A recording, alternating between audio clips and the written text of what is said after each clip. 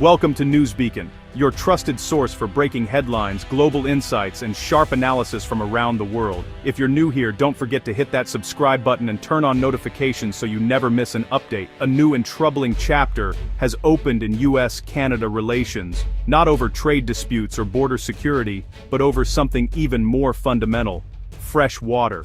For decades, the two nations have shared the world's largest freshwater system, a source of pride and prosperity for both sides. But now, as climate change intensifies droughts and water shortages across the United States, the question of who controls this vital resource has become a flashpoint. The Trump administration has demanded greater access to Canada's water, citing U.S. scarcity and the urgent need to support American agriculture, industry, and growing cities. With reservoirs running dry and rivers shrinking, the pressure on Canada to share its abundant water has never been higher. But Canada has firmly refused, standing united across political lines. Canadian leaders argue that their water is not for sale, and that protecting it is a matter of national security and environmental stewardship. This isn't just political posturing, it's a direct challenge to treaties that have governed our shared waters for over a century. The International Boundary Waters Treaty of 1909 was designed to prevent exactly this kind of conflict, ensuring that both countries would manage their waters cooperatively and peacefully. At the heart of the conflict is a fundamental question: is water a commodity to be traded, bought, and sold to the highest bidder, or is it a shared public trust to be protected for future generations? Proposals for pipelines and bulk water exports have reignited old fears about losing control over this precious resource. For many Canadians, water is more than just a resource. It's a symbol of national identity, a source of life, and a legacy to be preserved. The idea of exporting it on a massive scale is deeply unpopular, sparking protests and passionate debate. Trump's rhetoric about diverting rivers and renegotiating agreements clashes with Canada's view of water as a vital part of its sovereignty. His calls for new deals have only deepened the divide, fueling nationalist sentiment on both sides of the border.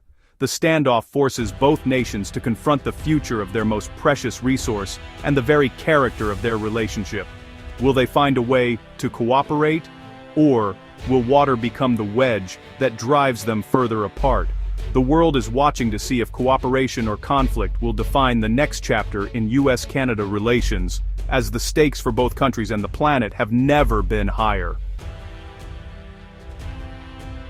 The foundation of US-Canada water cooperation is a series of robust treaties, painstakingly negotiated over decades. These agreements are the result of countless hours of dialogue, compromise, and a shared recognition that water knows no borders. They represent a commitment to stewardship and mutual respect, forged in the spirit of partnership between two nations that share not only geography, but also a deep reliance on the same rivers and lakes. These documents are not just relics, but living agreements, continually referenced and adapted as new challenges arise.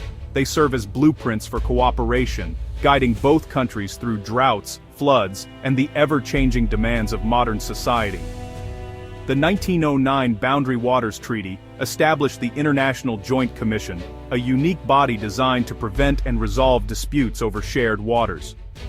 This commission has become a model for international water governance, providing a neutral forum where both sides can address concerns, share scientific data, and make joint decisions that benefit people and ecosystems on both sides of the border.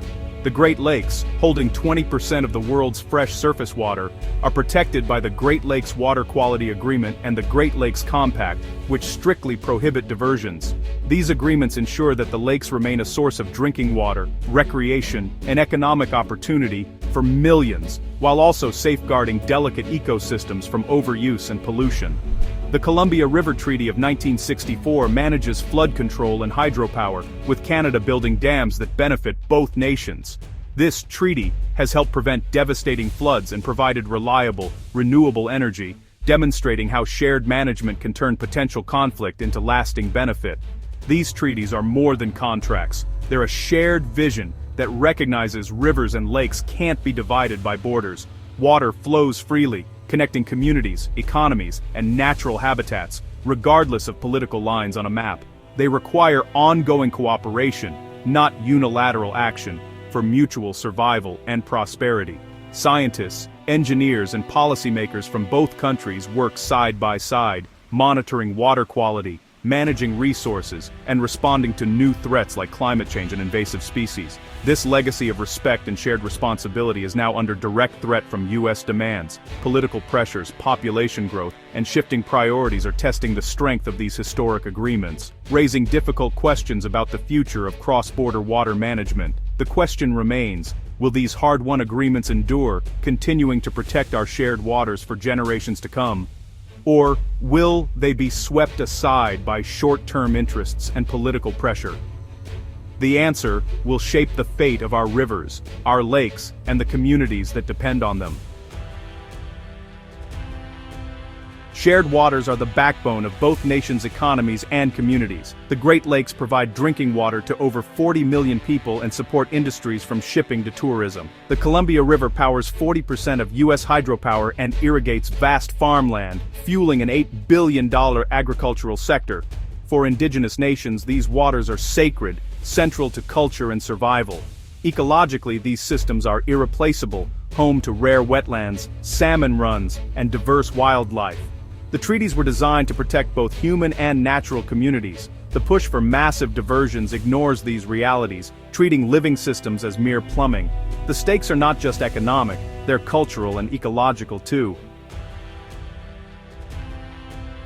The Trump administration's approach to water scarcity was anything but subtle. Rather than seeking incremental solutions or quiet diplomacy, the administration made headlines with bold, controversial proposals that upended decades of cross-border cooperation. During the 2024 campaign, Trump floated the idea of piping water from Canada to the U.S. West, a region increasingly desperate for relief from relentless drought. The proposal, which many experts called impractical and politically explosive, was presented as a simple fix to a complex crisis. As the campaign heated up, Trump escalated his rhetoric, demanding changes to long-standing Great Lakes and Columbia River agreements. These treaties, painstakingly negotiated over decades, were suddenly thrust into the spotlight as bargaining chips. In 2025, negotiations to modernize the Columbia River Treaty were abruptly halted, leaving both sides at an impasse. The sudden breakdown sent shockwaves through diplomatic circles, raising fears of a new era of water conflict. The tone shifted dramatically, from decades of careful cooperation to open confrontation. Tensions flared as leaders on both sides accused each other of bad faith and overreach. The administration's stance was clear: America's water problem should be solved with Canadian water, dismissing international treaties as mere obstacles to be overcome. This approach disregarded the complex legal and environmental frameworks that had governed shared waters for generations. This zero-sum approach ignored not only ecological realities, but also Canada's sovereignty and the deep cultural ties to its water resources. Environmentalists and indigenous groups on both sides of the border sounded the alarm. The U.S. began holding treaties hostage, using them as leverage in a high-stakes game. Centuries-old agreements were suddenly at risk of being rewritten or abandoned. The administration sought water diversions never envisioned in the original agreements, pushing for engineering feats that alarmed scientists and policymakers alike. The result was not a path to shared solutions, but a crisis of conflict. Protests erupted, and the media spotlight intensified, framing the dispute as a test of international resolve. Instead of addressing scarcity, the standoff deepened anxieties on both sides of the border. Communities watched reservoirs shrink and wondered what the future would hold. For Canada, refusal was about more than policy. It was about protecting its future, its environment, and its national identity. The stakes were existential. The Trump doctrine treated shared resources as bargaining chips, risking decades of partnership and trust. The fragile balance that had kept the peace was now in jeopardy. The consequences of this new approach could be severe for both nations, threatening not just water security, but the very fabric of U.S.-Canada relations. Canada's response has been swift and united. No to large-scale water diversions. From the Prime Minister to provincial leaders, the message is clear: Canada's water is a sovereign resource not for sale. In the Columbia River Basin, Canada controls the headwaters and the dams, holding a strategic advantage. The Great Lakes Compact creates a legal barrier, requiring unanimous approval from 8 U.S. governors for any diversion. Canadians overwhelmingly oppose bulk water exports, seeing water as a core part of their identity. The government's refusal reflects the will of the people, stewardship over profit. This is not a negotiation, it's a line in the sand. Scientists, environmentalists, and water experts on both sides of the border are sounding the alarm. The Great Lakes are not an infinite resource. Only 1% is replenished annually, and large diversions could cause irreversible damage. On the Columbia, ending cooperation would hurt the U.S. most, risking flood control, power, and salmon recovery. The Trump administration's approach breaks with decades of bipartisan stewardship. Experts warn that abandoning science-based management for political gain will lead to ecological and diplomatic disaster. The treaties are not just legalities, they're the foundation of peace and prosperity. Undermining them threatens both nations' futures. The consensus, treating water as a commodity, is a path to crisis, not security. The time to defend these agreements is now. The Columbia River Treaty exemplifies what's at stake. For 60 years, it's delivered flood control and hydropower, but modernization talks aim to address ecological and indigenous concerns. Trump's push for water diversions and the halt in negotiations threaten to unravel this partnership. The treaty was never about water supply. Inserting diversions risks chaos for both economies and ecosystems.